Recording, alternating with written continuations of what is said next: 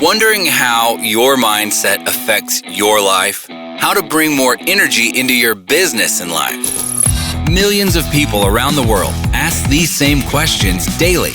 You are in the right place. Learn practices that will help give your life the meaning and success you've been searching for. Welcome to the Charge Podcast, teaching you how to create habits around real goals every day. Practical life advice from those who made it. Here's your host, Gary Wilbers.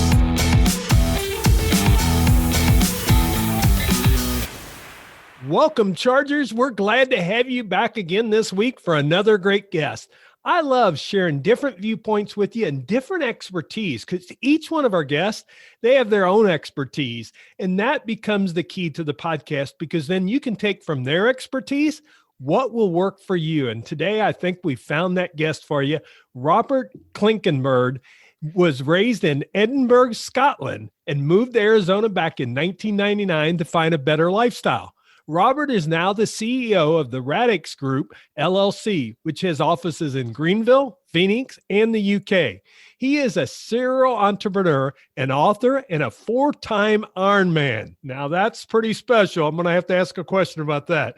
Having sold his business for $20 million, he now has several franchises, multiple real estate investments, and the largest peer group facilitation company in the United States. He is also a senior leader in EO and therefore understands the challenges of CEOs with growing companies. Robert has been married for 8 years and is kept busy with 5 children. Robert also played competitive rugby and soccer for 20 years. Robert, it is great to have you on the Charge Podcast. Welcome. Thanks very much, Gary. I'm glad to be on it. Well, there's a lot in that bio, but I'll let you kind of share with me because there's always a story behind how we got there. Yeah, you sold your business and you've been a serial entrepreneur. Share me kind of your journey and your story of what got to you, what you're doing today. Yeah, no problem, Gary. To go through it really briefly, I moved across here from Scotland back in 99. And I just got fed up with the lack of opportunities back in the UK. I mean, great people, green country, the golf over there, the whiskey, all these great things. But coming across to the States, I just felt as though I just needed a change. I love to travel. So I started my business up in 2001. And I think it was only once I became part of a group called the Entrepreneurs Organization that I just felt as though I found my tribe. Yeah. I just felt as I was exposed to opportunities, thought a little bit differently, expanded my network. And I think that's what really accelerated the growth of my company to an eventual exit in 2016. And then from there, I felt as though I wanted to make an impact on other business owners because I'd gone through a great journey and I wanted to move back into like almost like a coaching role to make an impact on others. Well, we have a several parallel path because I was in the wireless industry and had started several other different businesses, but sold that back in 2012 and kind of wanted to follow my passion of helping others and coaching business owners. And so do some coaching as well as speaking that goes along with that. But share with me when you think of looking at what was some of those game-changing decisions that really allowed you to scale your company up to get to that point? Because I've got a lot of entrepreneurs that listen and some of them are, in that struggle of that day-to-day challenge that they're in each day. What do you think allowed you to scale it up? Getting in with other like-minded people, I'm sure an EO, which is Entrepreneurs Organization, was a real benefit to you. But what was that secret sauce for yourself that allowed you to do it? Yeah, it's probably 3 things, Gary. That first thing was having the right people. Is that saying having the right people on the bus? You can't really build that strategy and execute on that strategy unless you have the right people. So I started to surround myself with the right people around me. So I just went through that painstaking process of identifying who those right people were to bring into the company and coaching them. And then, unfortunately, we had to let a few people go. They got us to a certain point, but they just weren't the right people to take us to the next level. And then, the next part was, having a strategic plan So where was the company going in 10, 20 years time? So just, having that roadmap that everybody could see, everybody could get behind. And, I'm a big biker. I love to go out on my road bike. And, you look at that Peloton example where everybody is almost aligned and they just get a lot better momentum if they're all working together. So everybody working together to get behind that strategic plan. And then the third part, and this is where the rubber meets the road, is how can you best execute it? What are some of the things in terms of either a dashboard or scorecard or KPIs, the key performance indicators, to help you execute in this plan? So these were the three main things that really, it was a pivotal parts in taking our business to the next level. Yeah, and I think you're right on. And I love that you started with people before the other ones, because if you don't have the people, it doesn't really matter what kind of plan you have. So true. And, I know we're hearing that as business owners all the time, but it's really about coming up with the process of hiring people. And like you said, there's some people when you're, a smaller organization, because you got up to over 350 employees at one time, that you're a smaller organization, they were very impactful. But as the organization grows, if they can't grow their capability, you have to really take a look at that and decide to move forward. And then with your strategic plan, really having a plan, because so many businesses, they just go into it, we get 1 year over and we just start the another year and we think it's going to be the same cycle. But what is really happening in our business, and kind of taking some of them critical components and then, the KPIs or dashboard, however you want, are you really measuring the things that you should be measuring? So thank you for sharing that, because I think that's very valuable to our listeners here to understand. Absolutely. Now, you've had, like I said, over 350 employees. Now you're coaching business owners. So what do you see are some of those principles that you introduce from really your days of playing team sports that play into it? Well, I mean, first of all, identifying who those people are to bring into the company. And then, making sure that everybody is, again, aware of where we're going with the company, but then what are some of their specific ways in which they can contribute towards the growth of the company. So again, it's around expectations, it's around the KPIs. So making sure that everybody's completely aligned. And, as you playing sports, we've all played sports to some degree, but we have, when you look at whether it be soccer, rugby, American football, everybody's got their own unique strengths and blind spots. So being able to go into and identify that and really be able to figure out how am I going to coach that individual person? Yeah, they're all great working whether as a team, but everybody needs a little hand holding. And I remember a phrase I heard a few weeks ago, and it talked about, be aware of your weaknesses, but invest in your strengths. Yeah. And that was it was so impactful to me that, a lot of people try and go out and practice every day, but really invest in what your strengths are. Take some time to figure out what are your strengths and what can I do to sharpen the saw? How can I really home in on some of the strengths I have? So, finding the right people, make sure you've got they're all aligned in terms of what their expectations and their KPIs are. And then, coach them and mentor them to realize their full potential. Yeah. And I think that becomes a real key, because I think one of the challenges for business owners, we don't enjoy that part sometimes. So the key is for some business owners is find the person on your team that is that person. It doesn't always have to be the business owner who does that. Maybe the business owner is given the vision and giving that part of it, and they're setting the plan, the strategic plan, and they're helping develop that. But they have someone else with the people side of the business to be able to really put in those accountability pieces. Because I see that so often in small businesses, Robert, that they don't create the accountability. And then, of course, the business owner gets frustrated and gets mad. And I even had a client recently ask me this question and says, why can't they just do what they're supposed to do? And I said, sure. Part of it is you have to create the culture to be able to create that, but then you have to have some sort of accountability. Because in our life, if we don't have the personal accountability, we're not going to exercise. We're not going to do the things we know we should do. Somebody helps to help us rail that in. And that becomes the real benefits in a business when you can really be that business owner, and that business owner may not have that strength. And if it's not you, then decide that may be one of the people that you want to hire and let them come in and be whatever you want to title it, general manager or what, but you set the direction and maybe you use your strengths in a different way and then have someone else that handles that part of the business. No, that's so true. So true.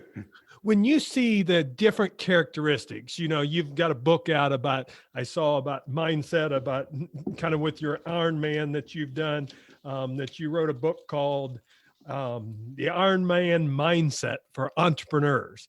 And Yep. Man, what a good title, because I know you're in the Ironman, but man, you do have to have quite the mindset as an entrepreneur, because you get knocked down a lot and you've got to decide how you're going to pick yourself up. And then you've got to really decide, are you going to create that to move forward when you do get knocked down? So what do you see are some of those characteristics or maybe attitude, or to me, it's all falls into that mindset to really breaking through those challenges we have as entrepreneurs?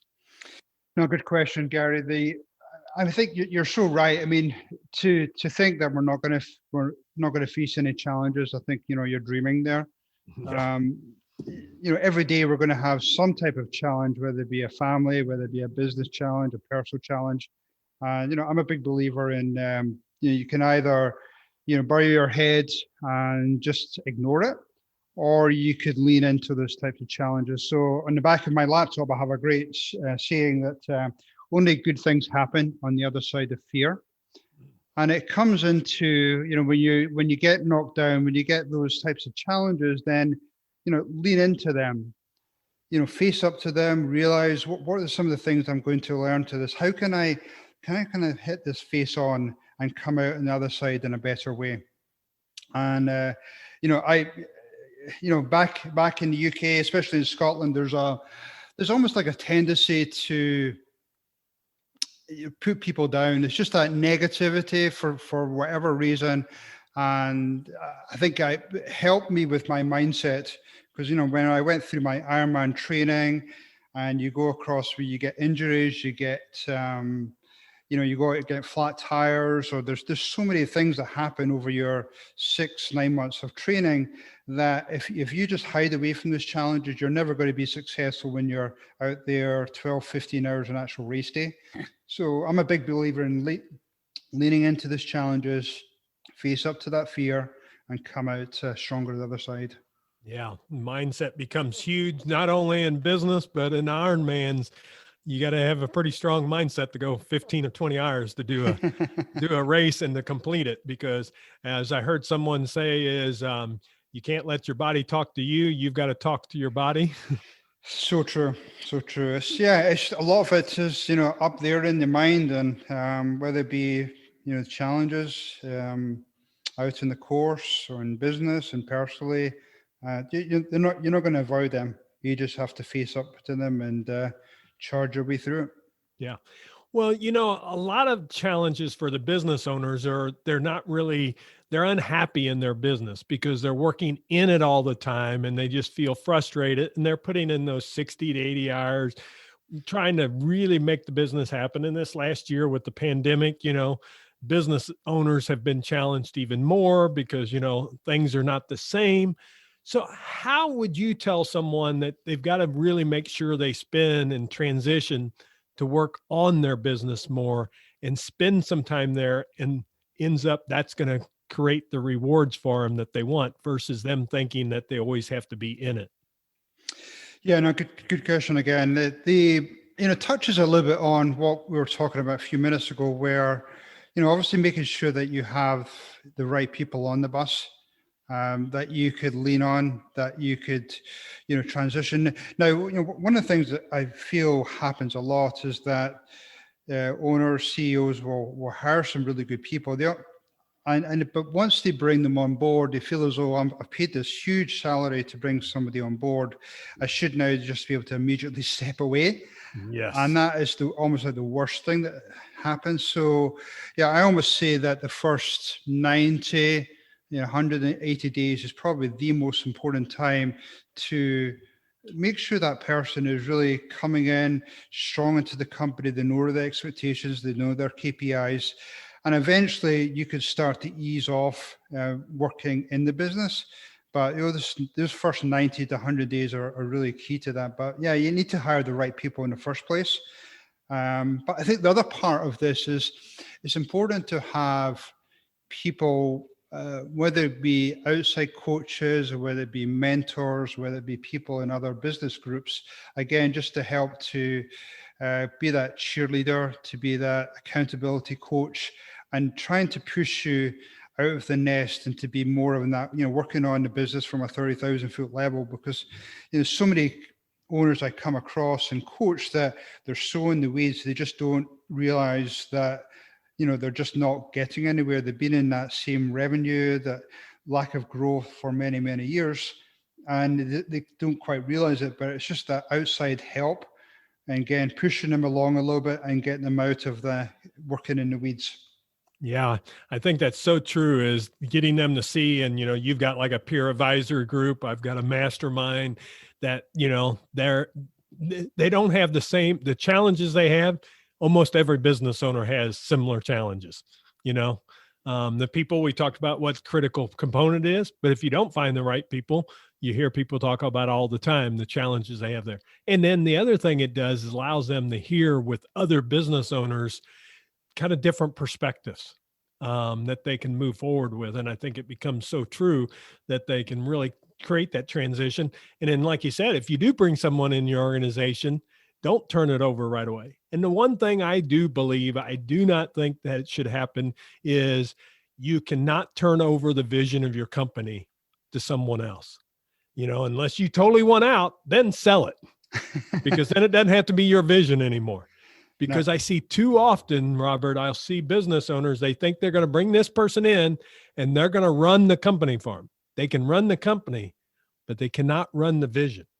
You are the person that's guiding that side of it. And that's what it allows you, is you have that capability, because as business owners, we like doing different things. But the thing is there's only one vision that you can really follow through on. And if you're the one writing the checks, you most likely want to make that your vision. No, that's so true. But I think the challenge I find is that, and I agree with 100%, I don't think many owners, CEOs convey the vision clearly enough. Yeah. They're maybe not good communicators. And, I think, especially these days with the pandemic, I think there's this tendency again to sink back into that less communicative role. But I almost feel as though you should be communicating more, especially, I hear so many complaints about, millennials and they don't share the same work ethic. But a lot of the time, to get them engaged, they really need to hear the vision. Where's the company going? And then get their engagement. So I think that vision and that communication of that vision is super important. Yeah, I agree totally with you there. So now you train for 20 plus hours for Ironmans a week, plus you was still able to run your business that was a $20 million business. Now, how did you make that happen? Because either that you're very time efficient, or you did have the right people and you had people in the right places that's there. But what's some of them secrets for those people that's working 60 to 80 hours and saying, I can't even go exercise for an hour, let alone 20 hours in a week? No, I mean, it was challenging, but I think I had got, this touches on what we talked about, a few minutes ago, where I had brought the right people into my business. Yeah. And so I was now, they had the vision clear, they had all the structure, the KPIs in place. So I was able to step away slightly from the business, that day-to-day running, because I felt as though I was just going to go in and cause more issues than anything. So, but I was still at work, 40 plus hours a week. So a couple of things happened. I was living in Arizona at the time, so we had the benefit of a little bit nicer weather there. I would typically get up at 3:30, 4 o'clock in the morning. So that helped. But I think probably the most important part was being very structured and creating a lot of time blocks in my day and a lot of preparation. So I would, the day before, I would look at my training plan And I would say, okay, well, tomorrow I need to ride my bike for an hour and a half. I need to swim for an hour. How am I going to fit that into my schedule? So I was very careful about blocking off my times during the day. And then I set myself up for success in terms of I would make sure I was super prepared for my training, whether it be get my gear ready, my running shoes, my bike all prepared the night before. And then knowing I had really important meetings the next day, making sure they were blocked off. I had what I was going to achieve from those meetings and do my background, do my research. So I was like really well prepared for everything, for my fitness, for my business, my wealth part, and then my relationships. Again, when I blocked off time for my family, making sure I was super engaged, super focused there. Yeah, excellent. Well, I think we could talk about that all day about business owners, because both of us going through those challenges and struggles and now being on that coaching side that's there. But before we wrap up, we go to the recharge round, Robert. I was curious, can you share a little bit about the book that you wrote, The Ironman Mindset for Entrepreneurs? And if someone would pick it up, what would they get out of it? The main things they would get out is they would, have that roadmap. So whether it be a training plan on my Ironman race, or whether it be a strategic plan in your business, have some type of roadmap and know where you're going. What's that end goal you're looking for?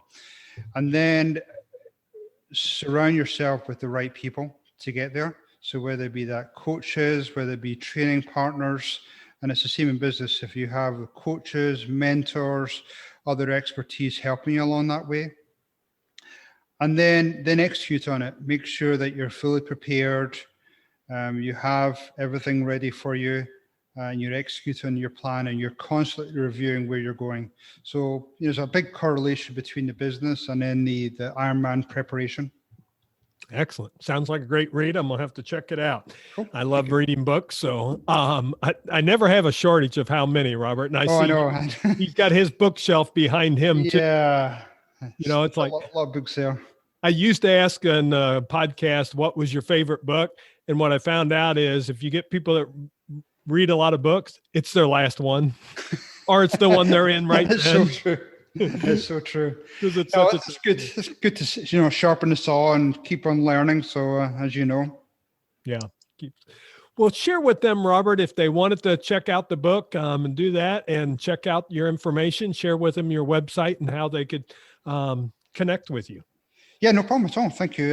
So if you wanted to go to and check me out and my coaching, go to the Radix Group LLC.com. And if you contact me through there, then I'm happy to provide a free digital copy of my book so that people can learn more about the journey and the correlations between business and doing any type of endurance or fitness challenge.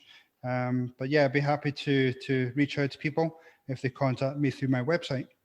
Excellent. And we'll have that in show notes too. So if you are exercising, not sure the correct spelling and stuff, we'll have that all in chargepodcast.com. We're not done yet because I want to ask Robert these recharge round. He thought those Ironmans were tough, 15, 20 hours that he ran through. Now he's got 3 questions to get through before he's done with this podcast. And these may be a little bit tougher. I doubt it, but I'm always amazed because I'm an exercise person too. And to do 15 or 20 hours, that's amazing. So my first one for you is the podcast is named Charge. And that's a reason. It's a mantra of mine of create habits around real goals every day. What habit do you think's led to success in your life, Robert? I think the main habit is the motto I have is anything is possible. Mm. I could swim one length of the pole breaststroke, and here I am now swimming 2.5 miles. So anything is possible. You just need to put your mind to it and have that positive Ironman mindset. Excellent. My second one is a new philosophy that I've shared. I talk a lot about positive action and positive culture with my background.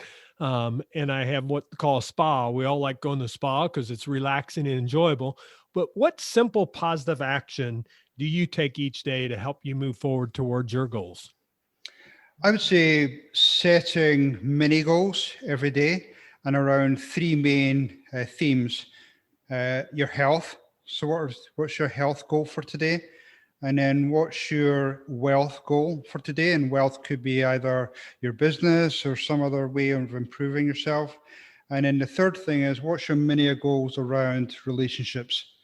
Could be around your kids, could be around your wife, but just set those mini goals every single day, and it's working towards your overall, 5-10 year goals. Excellent advice. Excellent advice. The last one for you is share your biggest life lesson and what did you learn from it?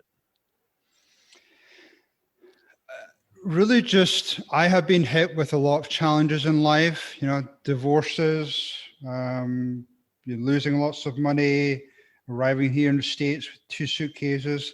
And the biggest life lesson is, you're going to get knocked down. Get back up, shake it off, learn from it, and then continuing those goals. Where do you want to go in the future? As I say, anything is possible. Just roll with the punches, get back up from being knocked down, and just charge on. Well, we appreciate you rolling with the punches and coming in to the Charge podcast and sharing your expertise with them, because it shows that we all have that capability. And that's one thing I think people need to realize is sometimes to get a lucky break, you got to go make your lucky break.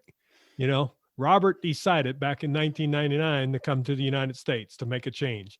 And like you just said, you had 2 suitcases, and I'm sure there was a lot of what ifs, but you decided to move forward in that, and you showed us how it can be done, Robert. So I thank you so much for joining us here on the Charge podcast. No, I really appreciate the opportunity. Thank you, Gary. I have enjoyed today. So thank you very much. Again, the website is the radixgroupllc.com. We'll have that all in show notes. Please check that out. Check his book out. I think you're going to really enjoy that. I think you'll enjoy reading that copy and some of the struggles and challenges he's gone through. But then the key is really taking what Robert told us about anything is possible. How can you make that in your life? And then the key I would tell you is, I'm always telling you, is just take one action from this podcast. Robert shared about a dozen or so that I think I wrote down during our conversation. But the problem is, if we try to start a dozen, we won't start any. So really, it's for you. What is it today that you want to move forward? And as Chargers, that's the key, because then we can start accomplishing our goals and moving forward each day. Robert, it's been great having you on again. Chargers, I hope you come back next week for another great podcast. Remember, like and share this and let others know about it. That's how our podcasts keep growing each and every day. Make it a great day. We'll see you back here next week.